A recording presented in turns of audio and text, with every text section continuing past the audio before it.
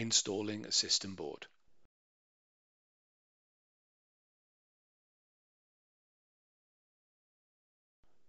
Align the connectors to the front of the chassis and gently lower the system board into the chassis. Slide the system board to the rear of the chassis until the system board is secured in place. Secure the system board to the chassis with 9 screws.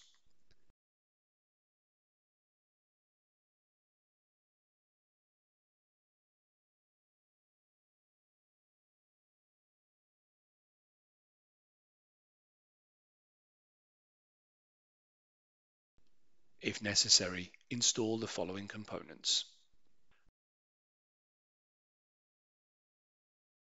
Reconnect all the cables to the system board. Install the front bezel and server cover.